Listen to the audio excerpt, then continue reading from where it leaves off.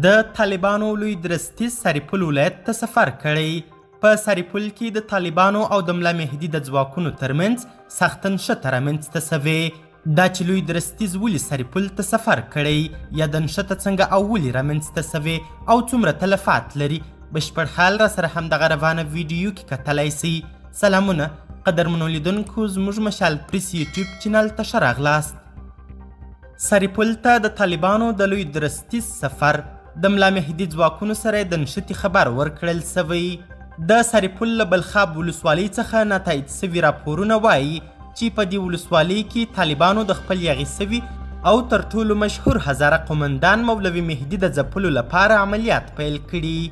ملا مهدي ته نږدې سرچینو ویلي چې طالبانو نن د بلخاب په قم کوتل کې د ملا مهدي د ځپلو لپاره بریدونه کړي، خو د ملا مهدي د جنګیالیو او ولسي ملاتړو له مقابلې سره مخ سوي دي.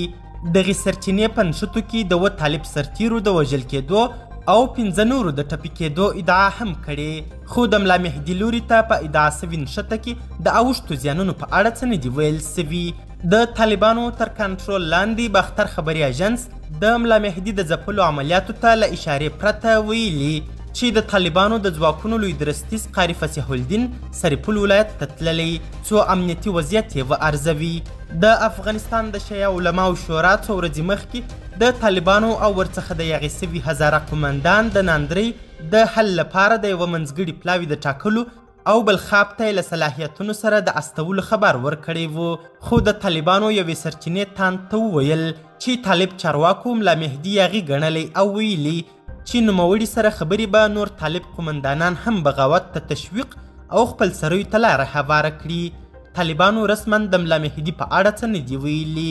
ملا مهدي چې د افغانستان په هزاره سیمو کې د طالبانو تر ټولو مهم قومندان و او په ډیرو جنایتونو تورن یادیږي، په دې وروستیو کې ډیرو هزاره څیرو ترې په قومي دلایلو ملاتړ ته مخه کړې ده. قدرمنو لیدونکو، نړۍ مننه چې ویډیو مو تر اخري شیبو وکتل.